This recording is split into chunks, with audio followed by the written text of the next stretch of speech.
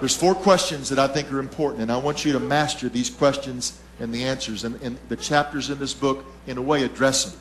Not specifically, but I wanted to do this to sum it up. Number 1, this is going to sound a little philosophically deep, but here it is. Why is there something rather than nothing? Just keep that up there for a minute. Why is there something rather than nothing? The 17th century philosopher and mathematician Gottfried Leibniz, who co-founded calculus, a deep believer in God, asked that question or posed it, why is there something rather than nothing? Now you'd think that would be obvious. I was on one university campus, University of New Orleans. I think Pastor Steve Hollander, you were with me. I was in a classroom and I said, okay. I said, guys, you got 2 options. Either everything you see started itself. That's naturalism. I didn't say that. I said everything you see started itself, or it was started by something besides itself. Seemed like a fairly easy option. Two options. It started itself, matter, energy, everything, or it was started by something besides itself. And the guy in the back raised his hand. He goes, well, there's a 3rd option. I said, well, what is that? He says, maybe we're not here at all. I said, well, in that case, you would not be here, so be quiet.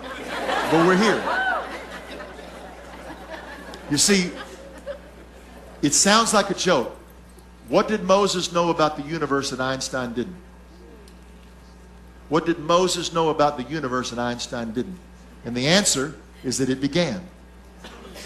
One of the chapters is called, There Was a Beginning. And so when somebody says, how do you know there's a God? There was a beginning.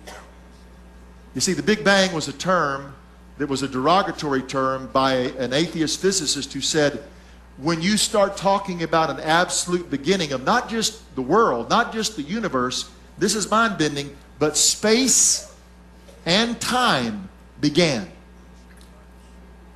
So can you even fathom any existence where space and time does not exist? But physics tells us that at the Big Bang there was an absolute beginning of space and time. So if this is the beginning, and over here is something, space, time, matter, energy, reason. Einstein would say, who's very well versed in evolution, Einstein would say the most incomprehensible thing about the universe is comprehensible. If our minds were a product of just random chance and chemicals, why should we trust it? But the fact that the universe is ordered and mathematically ordered in the orbit and everything, it all corresponds, and our mind corresponds to this external world. So there's something, there's space, there's time, there's matter, there's energy, there's reason, and ultimately there's personality, because where did this come from? So on this side is nothing. Now what? Let me do this. So if here is something, and here's the beginning, then what came before that? So now physicists have tried to say, well, nothing is really not nothing anymore. You think I'm making this up. But brother and sister, this is where, in this weird little next 2 minutes, is where atheists try to insert their proof that God does not exist. And this is what they say. Well, nothing is actually that in the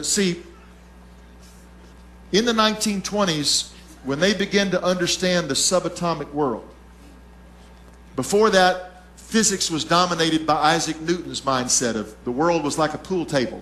Everything was cause and effect. And the orbits of the planets and our bodies and atoms. Remember those old pictures of the atoms? Remember Atom Ant? Everything was ordered in the atom as a perfectly, everything orbited the nucleus, and it was all, the atom inside was perceived as a mini solar system, and everything was all ordered in cause and effect.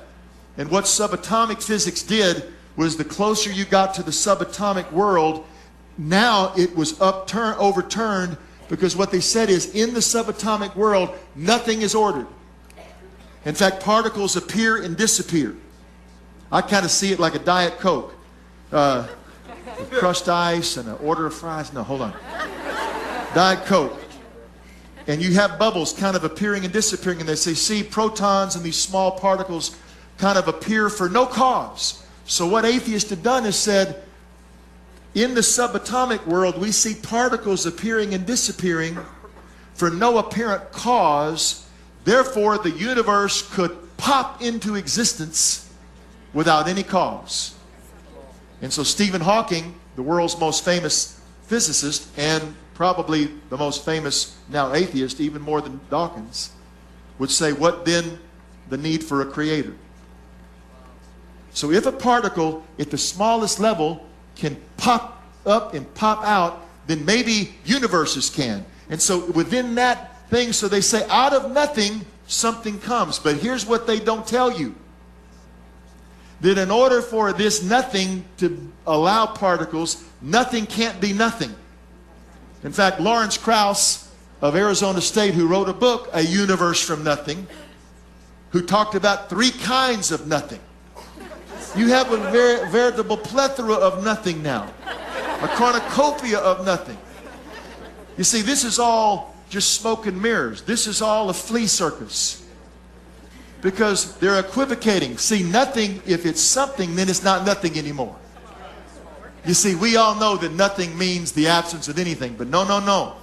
Nothing is a sea of quantum energy and the laws of physics. So guess what? If this is the Big Bang, and that's something, and they say nothing could produce something, the little asterisk is, but that nothing has to have the laws of physics. So something has to be eternal. So you either have an eternal set of laws that have always been there, or an eternal lawgiver. So which is more plausible? So the best explanation is that this uncaused cause, so let's think about it. If space and time and matter and energy and reason and personality came into being at the Big Bang, then the cause must be spaceless, timeless, eternal, uncaused, rational, and personal. Let's say, okay, spaceless. What could be spaceless, timeless, uncaused, eternal? So you got a choice. Either an eternal set of laws or an eternal lawgiver. What's even more fantastic is that scientists tell us that at the very Big Bang, the beginning, that the universe was fine-tuned. It was as if you had a soundboard. How many knobs back there on the very bottom of your soundboard? How many channels do you have? If you call it that. Is that the way you say it? Huh? 80. Okay, you've got... Okay, so let's just imagine you've got a universe starter kit. And you got these knobs like that. So, now see, if the sound is bad and I run back there, I just start doing knobs and, you know, you're not going to get a good sound with me. I mean, it's got to be fine-tuned to get even a sound like this. Well, if you've got a universe starter kit, you've got a, what do you do with this gravity knob? Now, you don't just, see, if you turn it up too high, then the universe doesn't get out of the blocks. Gravity's too much. It doesn't expand. Molecules don't come together. Well, let's say if you turn it up too high, it never gets out. If you turn it up too low, then the molecules don't form, stars don't form, planets, etc. But you've got to set gravity not to 1 to 100. What are your options back there on your little knob? How many options do you have in terms of choices? How many? 100? So they've got 100 options on that knob, on that one channel. You've got trillions and trillions and trillions of options, and you've got to land your gravity knob clicked like a safe. And then you got to go get your strong nuclear force. And that's got to be set just right. And then you've got the weak force. And you've got dozens and dozens and dozens of these constants and quantities. And they all have to be independently set. In other words, you can get them all set and have one channel off, and you don't have a life-permitting universe. Now, do you know the only response, Richard Dawkins, if you're listening, I love how you say it. The only response they have is that, yes, that's fantastic. But maybe there's an infinite number of universes. And if, even though this is a fantastically fine-tuned universe, and if any one of those knobs was not exactly fine-tuned, life would not emerge.